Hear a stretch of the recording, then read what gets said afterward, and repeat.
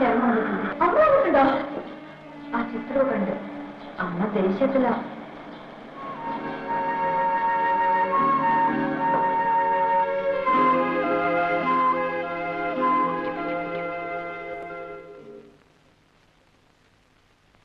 അമ്മേ, അമ്മ എപ്പോ വന്നമ്മേ?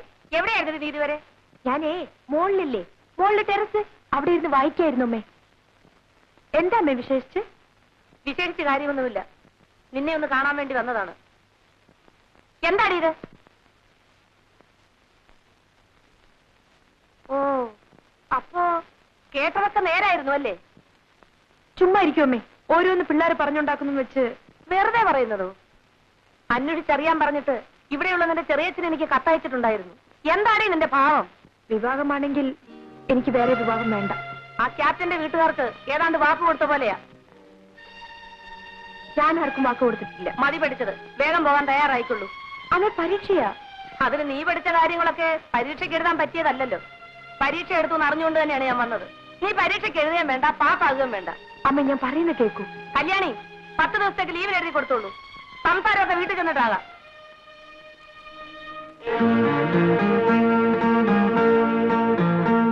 പ്രഭു, മൈ ഡിയർ പ്രഭു, ഞാൻ വരാം കേട്ടോ.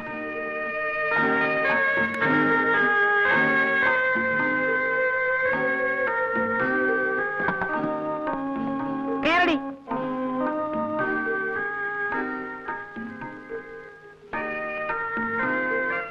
ശോഭേ, ശരി, പോയിട്ട് വരും. പോവാം.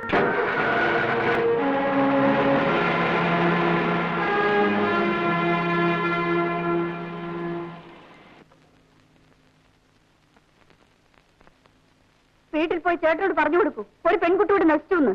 ഇനി ചേച്ചിയും കൂടിയുള്ളൂ ബാക്കി. പറഞ്ഞോളൂ, ഇഷ്ടം പോലെ പറഞ്ഞോളൂ. നിങ്ങൾക്കൊക്കെ ഇതൊരല്പം നിയന്ത്രിച്ചുകൂടെ? നിയന്ത്രിക്കേണ്ടവരൊക്കെ തന്നെയാണ് ചേട്ടനെ ഇങ്ങനെയൊക്കെ ആക്കി തീർത്തത്. അവരൊക്കെ ആഗ്രഹിച്ചതുപോലെ ചേട്ടൻ ഇപ്പോൾ ആയിട്ടുണ്ട്. അവരോ? ആരാത്? അമ്മ, ഞങ്ങളുടെ അമ്മ. അച്ഛൻ, എന്തച്ഛൻ?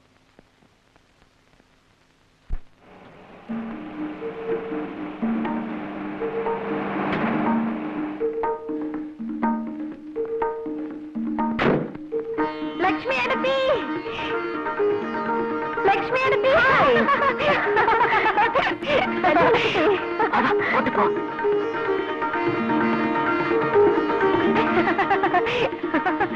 എന്താ കുട്ടി കേക്കണേ? പ്രേമം. കൊള്ളാം. എന്നെ കണ്ടല്ലേ കുട്ടി നീ ഇത്രയും കാലം വളർന്നത്? ലക്ഷ്മി അടുത്തി, നിനക്ക് ഞാനാവണമെന്ന് എന്താ ഇത്ര മോഹം? ആണിനൊന്നും നഷ്ടപ്പെടില്ല, പെണ്ണിനതല്ല കുട്ടി. എനിക്കറിയാം ലക്ഷ്മി അടുത്തി, എനിക്കൊന്നും നഷ്ടപ്പെട്ടിട്ടില്ല, എന്റെ മനസ്സൊഴി. വേറെ ഏതെങ്കിലും ഒരു ചെറുപ്പക്കാരന്റെ പേരായിരുന്നെങ്കിലും അമ്മയ്ക്ക് ഇത്ര അരിശം വരില്ലായിരുന്നു. വെറുതെ ആൾക്കാർ അതും ഇതും പറഞ്ഞുണ്ടാക്കുന്ന ലക്ഷ്മി അടുത്തി. പ്രഭുവിനെ എനിക്കറിയാം. അതല്ല മോളെ, പിന്നെ അയാളുടെ വീടിനെ കുറിച്ചും അമ്മയെക്കുറിച്ചും അച്ഛന്റെ മരണത്തെ പറ്റിയൊക്കെ എന്തൊക്കെയോ കേൾക്കണോ? എനിക്കറിയില്ല, അതൊന്നും തിരക്കേണ്ട ആവശ്യം എനിക്ക് തോന്നിയില്ല. നമ്മുടെ നാട്ടിലെ ആൾക്കാർക്ക് എന്താ ജോലി? പരദൂഷണം. അവനവന്റെ ജോലി നോക്കി നടന്നാൽ യാതൊരു കുഴപ്പമില്ല.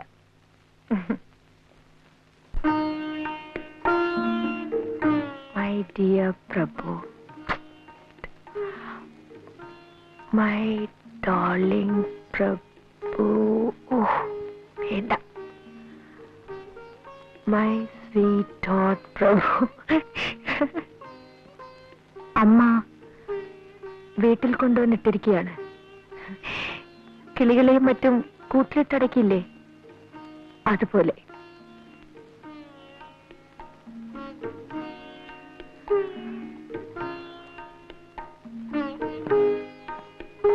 എന്തൊരു ഭംഗിയായിരുന്നു നമ്മളൊത്ത് കഴിഞ്ഞിരുന്ന ആ ദിവസങ്ങൾക്ക്.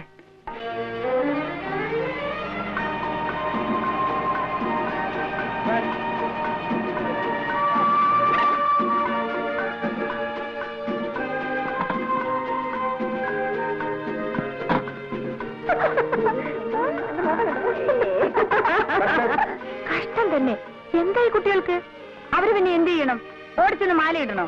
നിനക്കതിൽ ഹീറോ ആയിരിക്കും എന്ന് പറഞ്ഞ് ഇങ്ങനെ അങ്ങ് പേടിക്കാൻ തുടങ്ങിയാൽ അത് കുറച്ച് കടുപ്പം തന്നെയാ. ഒരാൾ സിസ്റ്ററിനെ കാണാൻ ഹോസ്റ്റലിൽ വന്നാൽ ഇങ്ങനെയാണോ പെരുമാറേണ്ടത്? അങ്ങനെ അങ്ങ് ആളെ പിടിച്ച് നിന്ന ആളാണോ? ഞാനൊന്ന് നോക്കട്ടെ. കല്യാണി, കല്യാണി,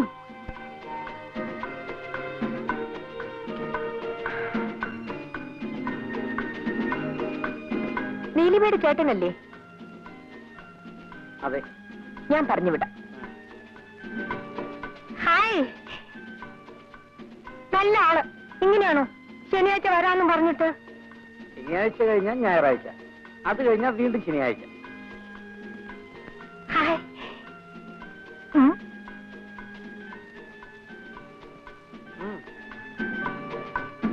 താങ്ക്സ്.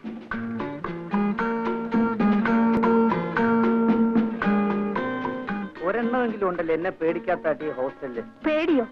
ചേട്ടന് കല്യാണിക്കുട്ടിയെ അറിയാഞ്ഞിട്ടാണ്.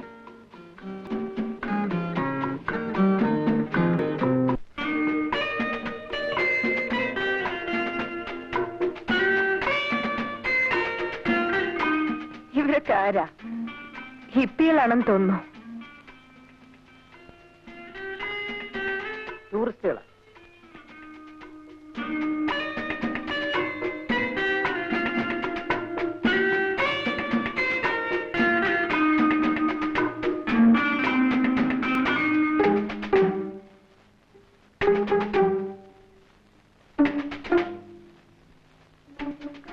ഇതെല്ലാം ചില പഴയ ടെക്നിക്കുകളാ. ദേ, നാടൊട്ട് ചീത്തപ്പേരുള്ള ആളാ. പറഞ്ഞില്ലെന്ന് വേണ്ട, ഞാൻ വളരെ കെയർഫുൾ ആയിരിക്കും. ഒരു വാക്കിലോ പ്രവൃത്തിയിലോ എന്തെങ്കിലും തെറ്റ് കണ്ടാൽ ആ നിമിഷം ഞാൻ കട്ട് ചെയ്യും. വിളിച്ചിട്ടും കിട്ടുന്നില്ല. വെറുതെ ഫോൺ അടിച്ചുകൊണ്ടേയിരിക്കുന്നു. നീ പോയി ഒന്നുകൂടെ ട്രൈ ചെയ്യും. അങ്ങനെ ഇപ്പൊ വേണ്ട.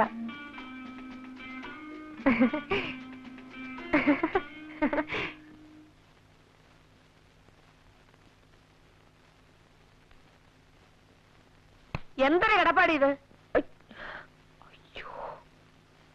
എഴുന്നേറ്റ് മര്യാദയ്ക്ക് കിടക്ക്. അധിക പ്രസംഗം.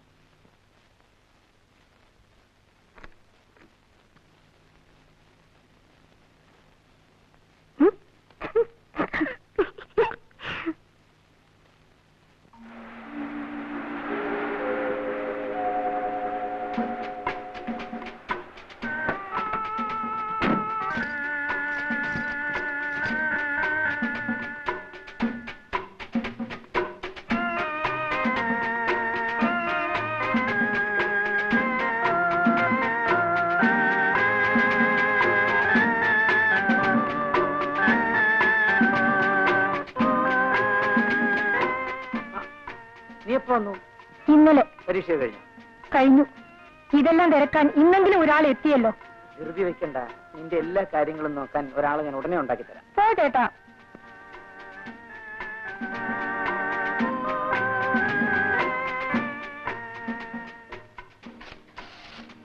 ചേട്ടന്റെ മനസ്സിൽ എന്താ ഉള്ളതെന്നറിഞ്ഞാൽ ഞാൻ തന്നെ കല്യാണിക്കുട്ടിക്ക് ഒരു കത്ത് എഴുതാമായിരുന്നു.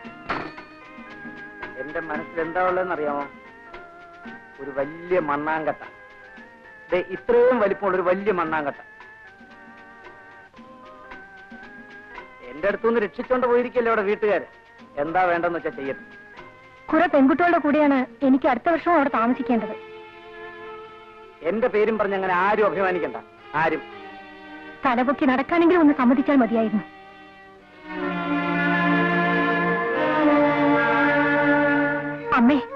അമ്മയെങ്കിലും ചേട്ടനെ വിളിച്ചൊന്ന് പറയൂ, ഈ കളി മതിയാക്കാൻ. ഞാനോ? മോള് ചെല്ല്.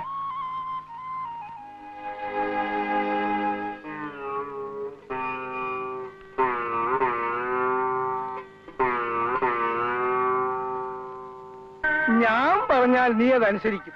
അച്ഛൻ പറഞ്ഞതാണല്ലോ എന്ന് കരുതി. പക്ഷേ അവനോട് ഇത് പറയാൻ എനിക്ക് അധികാരമില്ല. രണ്ടാനച്ഛന് സ്ഥാനമേ ഉള്ളൂ എന്ന് മനസ്സിലാക്കുന്നുണ്ട്. ഞാൻ അവനോടൊന്നും പറയാറില്ല. അത് പേടിച്ചിട്ടൊന്നും അല്ല. വേണ്ട, ആരും പറയണ്ട. എന്താ താമസം? ജീരകവെള്ളം റെഡിയായിരുന്നു. മോളെ, ഇന്ന് അച്ഛന്റെ കൂടെ ഇരുന്ന് ഊണ് കഴിക്കണം. വേണ്ട, ഞാൻ നമ്മുടെ കൂടെ ഇരുന്ന് ഊണ് കഴിച്ചോളാം.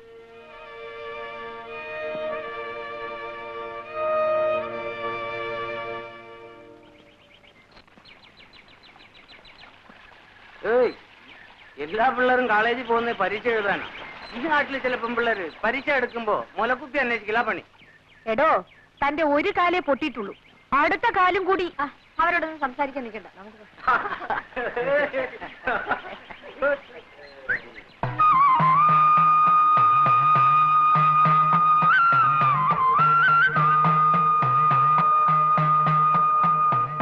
ശോഭേ, നാട്ടിൽ വന്നിട്ട് നീ എന്നെ തിരക്കിയതും കൂടി ഇല്ലല്ലോ. പരീക്ഷയ്ക്ക് എങ്ങനെ എഴുതിയിടാ? തിരക്കേടില്ല. ശോഭേ, വരൂ കുട്ടി, നിൽക്കാൻ നേരമില്ല. എന്നാ ഞാൻ വരട്ടെ. ആ കുട്ടിയായിട്ട് വലിയ ചങ്ങാത്തൊന്നും വേണ്ട, അതിനോട് മിണ്ടിയാ മതി, നിനക്കൂടെ ചീത്തപ്പേരാ. വരൂ. നമുക്ക് പോകാം. ഈ ലക്ഷ്മിയടത്തേക്ക് വേറെ പണിയൊന്നുമില്ലേ? ദിവസം ഇത് എന്നെ ജോലി. കാശിക്ക് പോകുമ്പോ സാധുക്കൊക്കെ കൊടുക്കാലോ. ഒരു 101 രൂപയെങ്കിലും ആയിട്ടാവട്ടെ. അതെ അതെ, എന്നും ഇങ്ങനെ കാശി രാമേശ്വരം എന്ന് പറഞ്ഞിരുന്നോളൂ. കല്യാണമൊക്കെ കഴിഞ്ഞ് സുഖമായിട്ട് ജീവിക്കുന്നതിന് പകരം. അതിനൊക്കെ ഒരു തലയിലെടുത്ത് വേണ്ടേ കുട്ടി?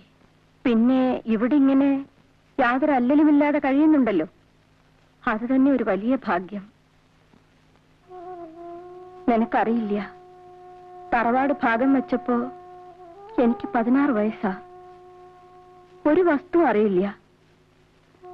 എല്ലാരും കിട്ടിയതും വാങ്ങി അവരവരുടെ വഴിക്ക് പോയി. ലക്ഷ്മിയടത്തേക്ക് മാത്രം ആരും ഉണ്ടായിരുന്നില്ല. അമ്മയില്ല, അച്ഛനുമില്ല. ഇനിയിപ്പോ അതൊക്കെ എന്തിനാ പറയണേ? നിന്റെ അമ്മയില്ലാന്ന് വെച്ചാ ഇന്ന് ഞാൻ ഉണ്ടാവായിരുന്നില്ല. ലക്ഷ്മിയടത്തി കിടന്നുറങ്ങേ, എനിക്ക് ഉറക്കം വരുന്നു.